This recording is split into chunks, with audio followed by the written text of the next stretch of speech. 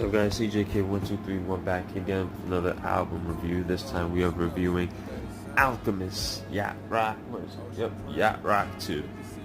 Now, I'm gonna be honest and fair with you guys. I haven't heard another Alchemist album since the first Infantry. I know, crazy, right? Again, that was me being closed-minded for a period of time. However, that's not the last produced Alchemist project that I've heard. The last Alchemist project that I've heard that was produced by him was Return of the Mac, which was a little bit not too far away from First Infantry, but still, it's been a minute. So, coming into this project, and with those two albums in mind, I didn't know what to expect.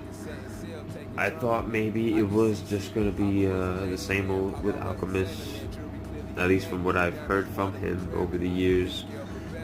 And I thought that the whole yacht thing was just the name of the album. There was a concept for the image, but no, it's actually a concept album that is about riding on a yacht, the biggest yacht ever made, as said in the album. And essentially, it's very, very short too. It's only like 21 minutes long.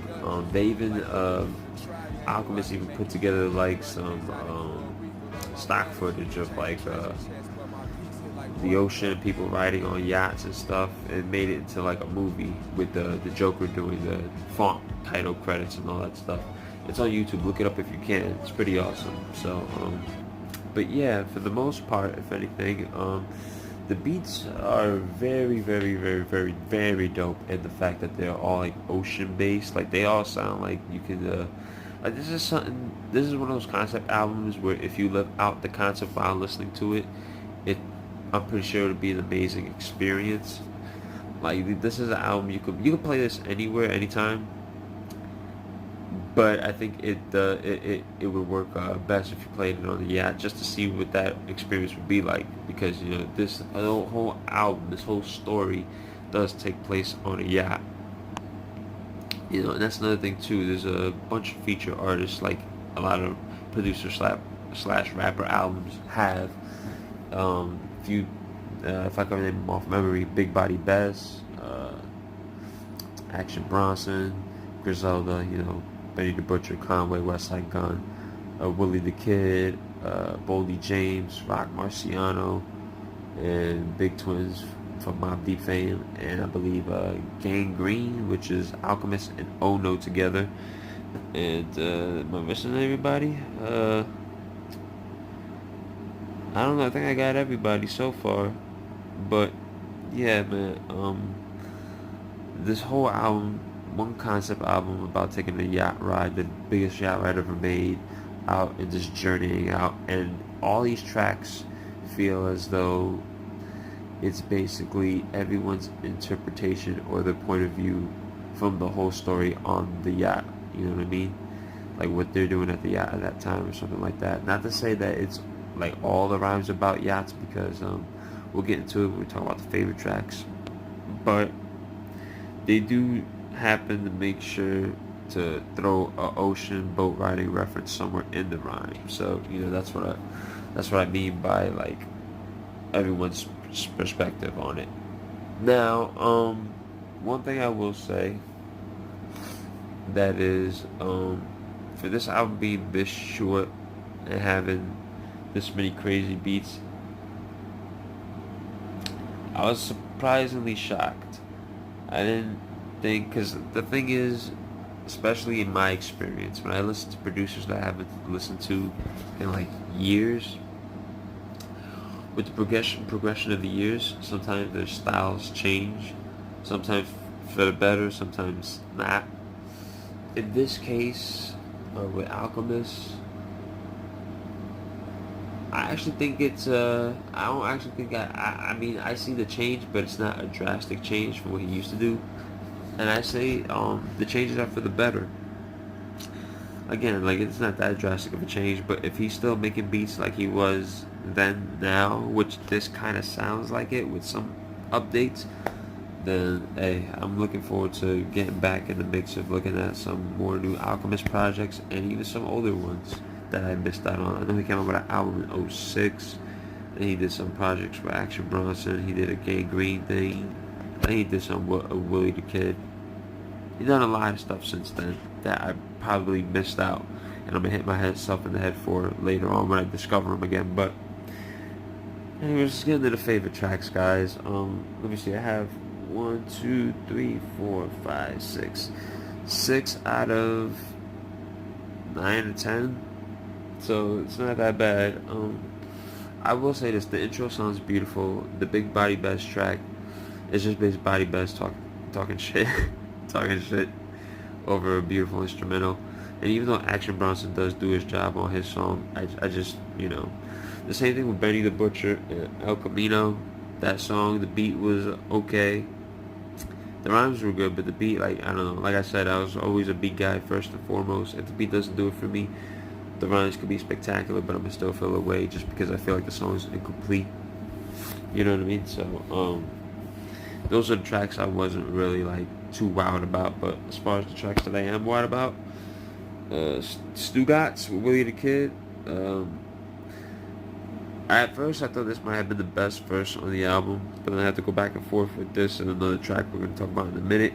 As far as the beat goes, it's probably it's arguably, I don't want to say it's the best beat because there's a lot of dope beats on here, but this is one of my favorite standout tracks from here. Boat Shores, Gangrene, Alchemist, Ono. This is one of the tracks where I feel like Alchemist needs to rhyme more than he usually does, because he's more of a producer first. Even though he started out as a rapper with him and that actor, I forgot, but they were known as the Hooligans. They were a part of Soul Assassins with Cypress Hill and, damn it, I forgot the other one. The other group that was part of that whole collective. I don't know if Funk Dubious was part of the Soul Assassins. I could be wrong, but either way, Alchemist, he kills it. Ono kills it too, but this is one of those songs where I feel like I would love to hear Alchemist make an album where it's just him rhyming and producing on it.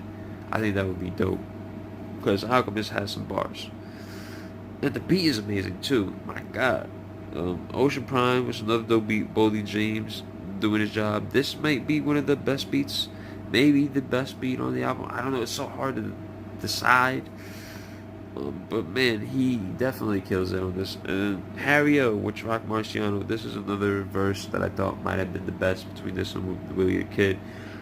The thing about this is that he sounds like an evil scientist almost, the way he starts it off.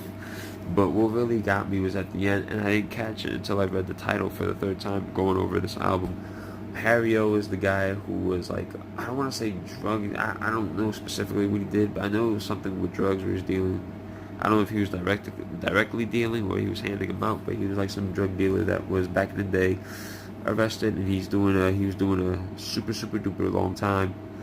And apparently, if you guys ever watched the Death Row documentary, he was one of the people that funded in Death Row to get Death Row what it needed to be. It was between Harry O, Suge Knight, Dr. Dre, and I think David Kenner, whoever that guy was, the legal representative. They came together and made Death Row happen, I believe. I could get the story wrong, so forgive me, but yeah, and that confirmed it when Rock Marciano said, the new Death Row without the loan from Harry O, which is the last bar he spits on the song. So that was a mind-blowing thing for me. But yeah, man, that song is incredibly dope. On the East Side's dope beat with it sounds like an upbeat sitcom intro to a beach sitcom or something like that. And West Side Gun and Conway basically struggle music over it. Speak about bars and guns, even though the album is supposed to be about a boat ride, I guess. But they're gonna do what they're gonna do, and they did it pretty well. I'm not gonna sit here and try to over-analyze most of the lyrics, because most of the lyrics is them either talking about chilling on the boat, or just flipping lyrical gymnastics, or just talking about street shit. And then Billy D from the last track with the Big Twins from the Mobb Deep affiliate. This was a great song because of the beat. But it was kind of sad a bit too, just because hearing Big Twins, it made me want to hear Prodigy on this album. And unfortunately, unless Alchemist went and got some unused Prodigy verses, we'll never be able to hear Prodigy and Alchemist together on a track ever again, or just working together ever again. And it really kind of depressed me a little bit, because I was like, damn, you know what I mean? Prodigy would have sounded at home on one of these beats. But thus is reality, guys. So, I mean, but the outro beat to this album too, yo, dope. That's it. I can't really say much. So we basically went through the whole album, and I have to say, man, for it being this short and being this dope, I can't say I was a little skeptical going into this. I thought it was going to be something experimental, but it was just Alchemist doing what he does, and it's composed very well too. The whole concept and everything is cool. Like, it's an out there concept for a rap album in the first place. You know what I mean? It's about a boat ride. So I really dig that about the Alchemist, man. The fact that he just thinks that he's crazy things and just puts together a project and makes it work. So, and everybody did good on this too, man. So now it comes down to the rating, right? I gotta rate it. When it comes to good projects like these, it's really, really hard to do, just because it has everything. It has great beats, great verses, a funny concept. I mean, there's not supposed to be any messaging on here. It's basically a concept album. It's supposed to have fun. You're not gonna get any deep messages on this album. So if you're coming here for that, you're sorry. But as a project that has all those three in spades, oh man, because I have to be very careful where you know what, man.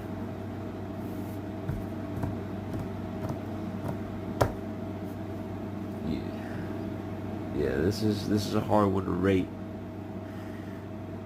but you know what?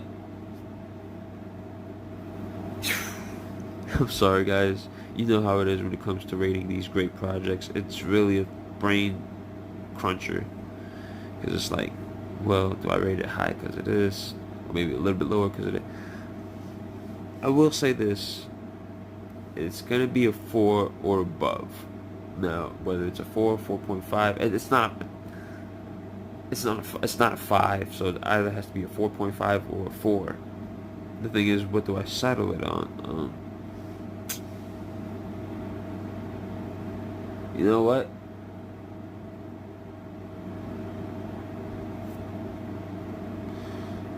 I'm gonna have to give it a,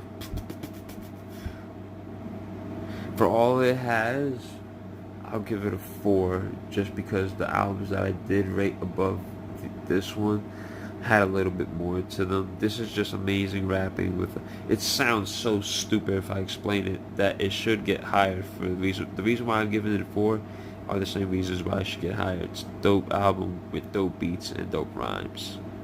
Really dope. It's just that the other ones had those too, but a little something extra, like a deeper meaning, a mess. I mean, I'm gonna say it to you guys this way: if you guys feel that this is a 4.5 or even a 5, I'm not mad at that. It's just, for me, like, my brain and my heart is telling me a 4, even with all that it has. So, I mean, at the end of the day, I don't know, guys. That's what I'm sticking with. Alchemist, Yacht Rock 2, 4 out of 5. With that being said, guys, I don't know if I'll be able to put out another one of these today. I might try, but got a little things I'm gonna do today, and I'm a little bit quiet because it's early in the morning. People are sleeping. So, with that being said, love you. Be at peace. If you like what you see, like and comment. Subscribe only if you feel it's worth it, because, like I said, subscriptions are earned and not asked for. So, if you do subscribe, hit the bell to let you know when more videos pop up. And with that, guys, until the next album review, I will see you guys later.